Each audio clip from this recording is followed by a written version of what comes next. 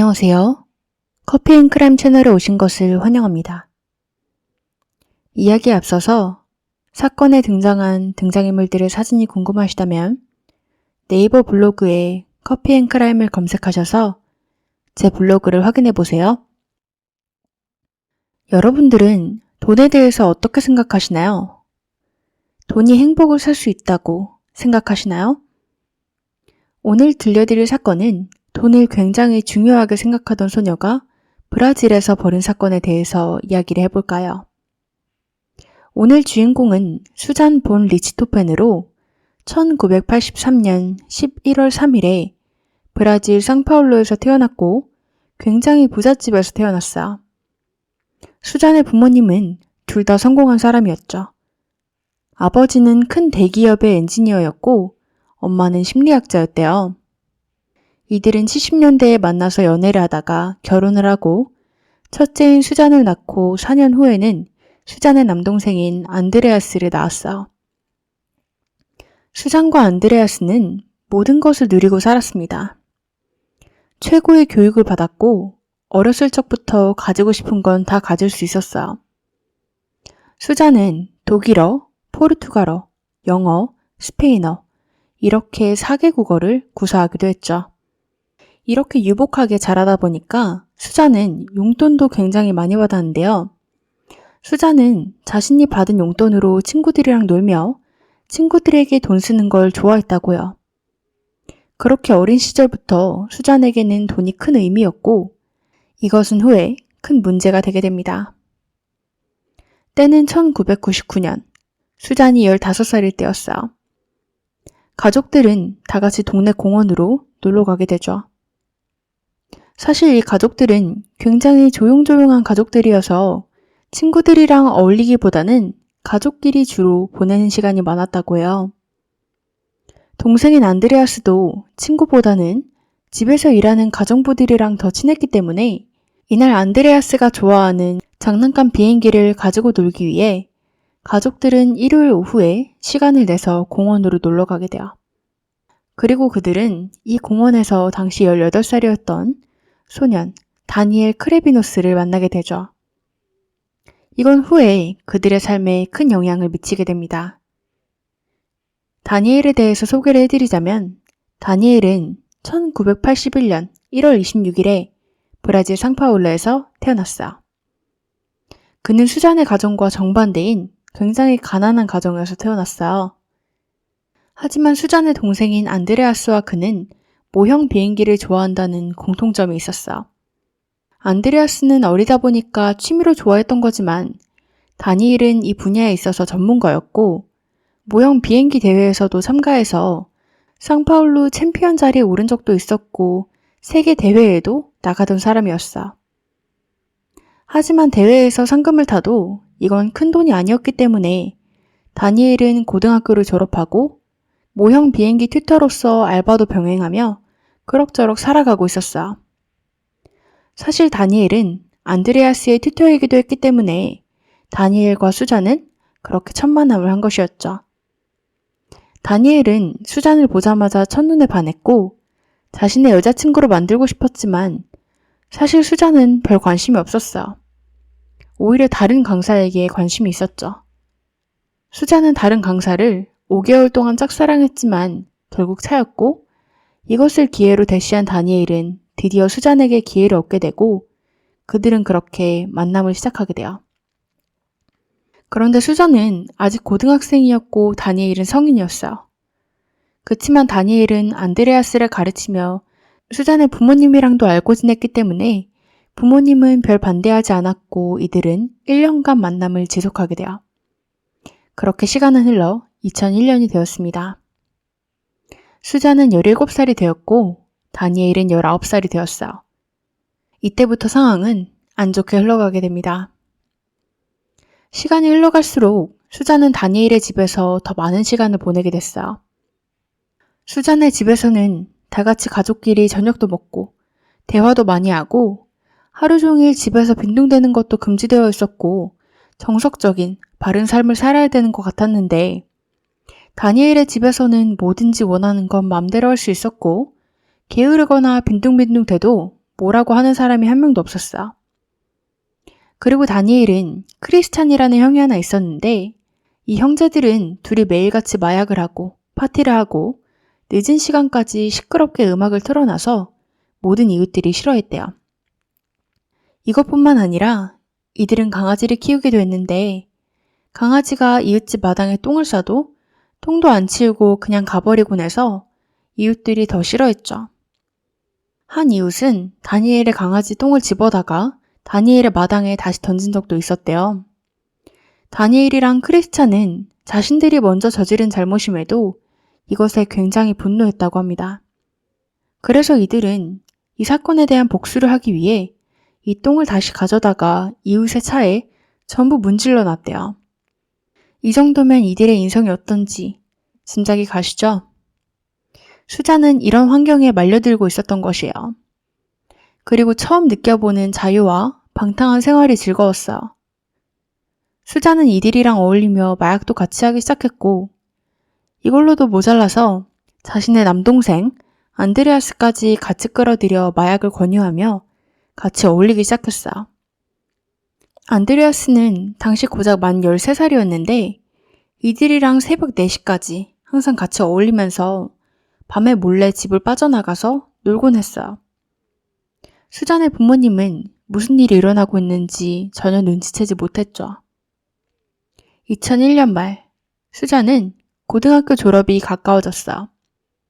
원래 수잔은 나라에서 최고 가는 로스쿨에 입학할 예정이었는데 고등학교 말에 성적이 좋지 않아서 그 학교엔 들어가지 못했고 다른 로스쿨로 진학을 해야 됐어요.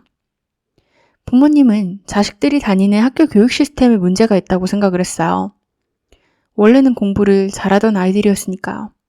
그래서 아직 학교를 다니는 안드레아스만은 좋은 성적을 받았으면 했기 때문에 안드레아스를 전학까지 시키게 됩니다. 진짜 문제의 원인은 다니엘이었는데 말이죠. 그렇게 수잔은 대학에 진학을 했지만 수잔의 학교에는 항상 다니엘이 따라왔고 실습 현장에도 따라가고 모든 곳을 함께 했다고요. 이들은 심하게 붙어 있었고 수잔은 다니엘이랑 같이 있기 위해서 자신의 졸업 파티도 가지 않았고 다니엘은 수잔이랑 같이 있기 위해서 튜터링을 빼먹기 일쑤였어. 수잔의 방 벽에는 다니엘이랑 찍은 사진이 온통 도배되어 있었고 수잔은 다니엘에게 더 많은 선물을 사주기 위해서 용돈을 올려달라고 부모님에게 부탁까지 했어요. 부모님은 수잔이 대학생이니까 전보다 더 많은 지출이 필요해 그러는 것이라고 생각을 하고는 순순히 용돈을 올려줬지만 사실은 그게 아니었습니다. 하지만 시간이 흐르며 부모님은 수잔이 모든 돈을 다니엘에게 쓰는 걸 깨달았고 성적에 영향을 미치는 원인도 다니엘이라는 걸 깨달았어. 그리고 부모님은 다니엘이 돈 때문에 자신의 딸과 만난다고 생각을 하기 시작했죠. 그리고 또한 안드레아스에게까지 악영향을 미치는 걸 깨닫고 부모님은 수잔을 불러서 더 이상 다니엘과 만나지 말라고 부탁하게 됩니다. 수잔은 순순히 알겠다고 했어요. 하지만 사실 말만 알겠다고 한 것이었고 일주일에 몇 번씩 친구의 집에서 잔다고 하고는 집에 들어오지 않았는데 그건 바로 다니엘의 집에서 밤을 보냈던 것이었어. 순진한 부모님은 놀랍게도 이걸 모두 다 믿었고 자신의 딸이 자신들이 부탁한 대로 다니엘과 만남을 바로 건든 줄 알았죠. 그렇게 몇 달이 흘렀어요. 어느 날 수잔의 엄마가 수잔의 친구에게 전화를 해서 수잔을 바꿔달라고 했다가 모든 것을 알게 되죠. 부모님은 실망을 감출 수 없었고 이번에는 확실히 이들의 관계를 끝내고 싶었어요.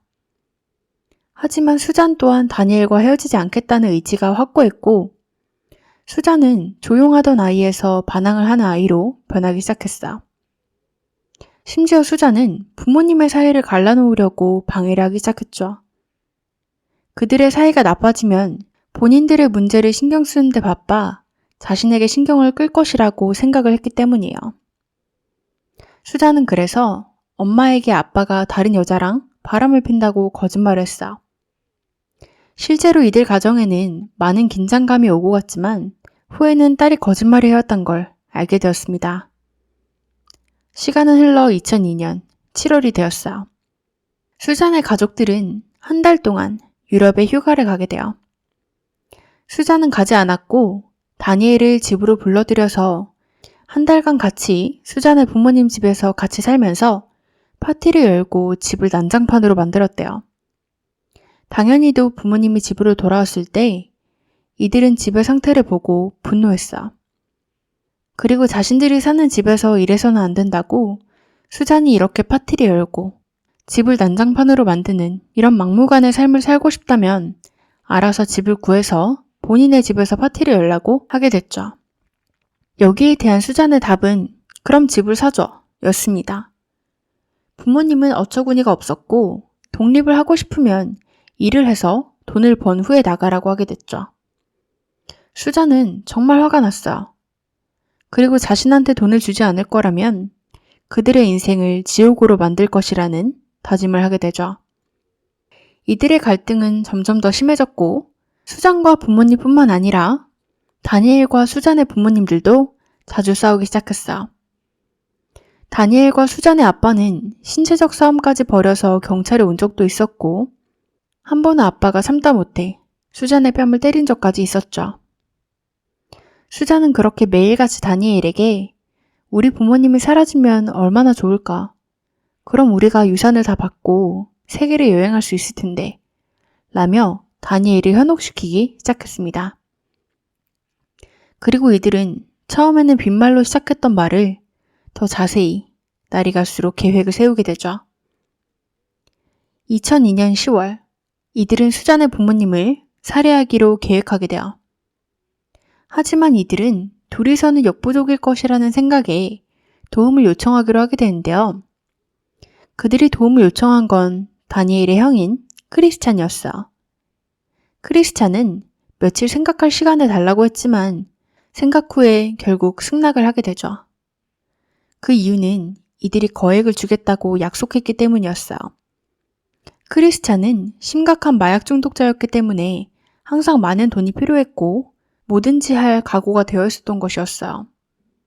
10월 31일 이들이 제일 먼저 세운 계획은 안드레아스를 집에서 빼내오는 것이었습니다. 이들은 안드레아스를 해칠 계획은 없었고 이들의 계획을 동생에게 말할 계획도 없었기 때문에 그를 먼저 집에서 빼내오기로 했죠. 그들은 그렇게 안드레아스를 빼내서 PC방에 보내게 됩니다.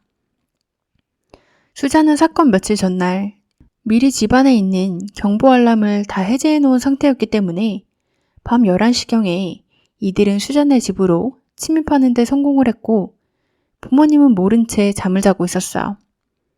우선 수잔은 위층에 올라가서 부모님이 확실히 자는지 확인을 한 후에 다니엘과 크리스찬에게 신호를 보냈죠. 그리고 그들은 DNA를 남기지 않기 위해서 수술용 장갑과 모자를 쓴 채 무기를 집어들었습니다. 그렇게 다니엘과 크리스찬은 위층으로 올라가서 크리스찬은 수잔의 엄마 곁에 섰고 다니엘은 수잔의 아빠 곁에 서서 각자 한 명씩 맞고 공격을 하기 시작했어요. 그들이 가지고 있던 무기는 쇠 지렛대였는데 다니엘은 수잔의 아빠가 잠에서 깨기도 전에 머리를 강하게 계속해서 가격해서 수잔의 아빠는 방어도 해보지 못한 채 사망했습니다. 반면 수잔의 엄마는 바로 목숨을 잃지 않았고 잠에서 깨서 맞서 싸웠어요. 하지만 결국 다니엘과 크리스찬이 힘을 합쳐서 수잔의 엄마를 공격하는 바람에 그녀는 정신을 잃게 됐지만 사망하진 않았습니다.